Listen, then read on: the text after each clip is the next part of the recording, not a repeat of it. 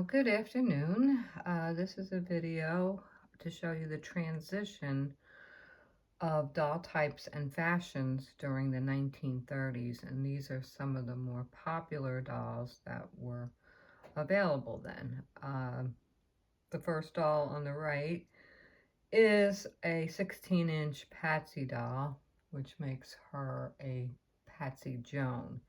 Actually, the 13.5-inch Patsy doll debuted in 1928 and was the trendsetter with new modern fashions, short dresses, long shapely legs, and all composition. Next, we have the Shirley Temple doll, which was the best-selling doll of the 1930s. Shirley Temple was a film star. I strongly encourage young people to watch her films just to see how adorable she was. And the films are really good stories too. So they sold, by the end of Shirley Temple's run, they sold over 1 million dolls. She's all compo. She's most known for her film costumes.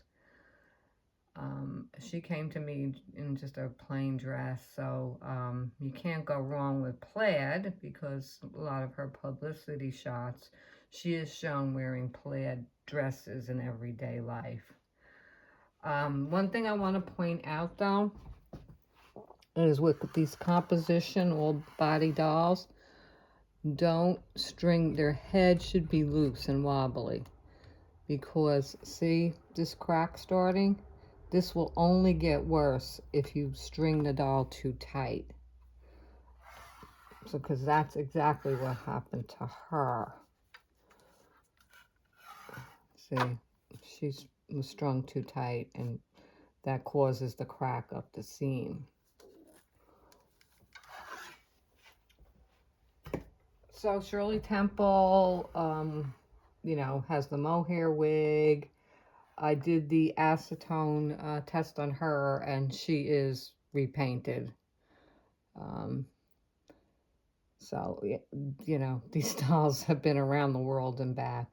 But she does have clear eyes, which is hard to find because these are actually a celluloid film put over, I guess, the leftover tin eyes. So she has a nice curly mohair wig, and that's why, you know, I bought her because that's what I look for, the most important things. You know, she does have a lot of nicks. And okay, so then also, you know, Hollywood films were very popular, so you're going to see a lot of characters from the film. So this is a Snow White doll that someone professionally restored. Now, it's not a Knickerbocker, it's not an Ideal, and it's not a Madame Alexander. It's apparently one that was made in Chicago, and it's the only Snow White that has that really bright smile. So I thought this woman who did her just did her so professionally. So I bought her just because, you know, she's a very cheery doll, and the Snow Whites tend to have the molded bow. Hers is navy blue. Some are red.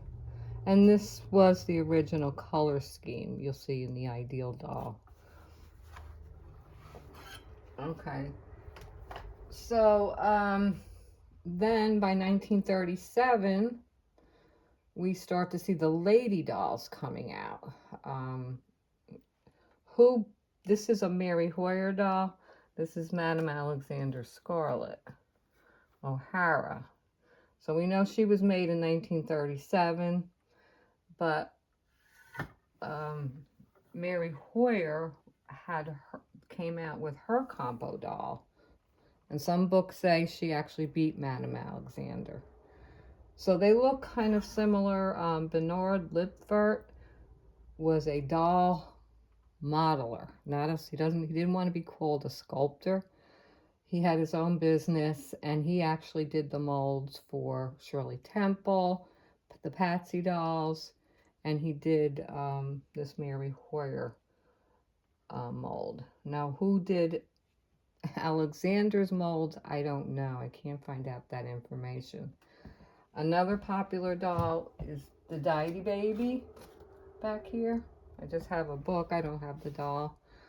That was that all rubber doll, and that came out in the mid-30s by F&B, and that would have like a 20-year run. He would go well into the 50s. She will go well into the 50s.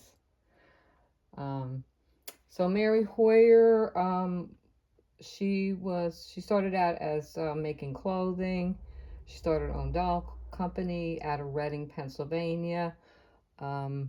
She also opened up her own store down in Ocean City, New Jersey. So her 1950s dolls in hard plastic have the Ocean City, New Jersey tag on them.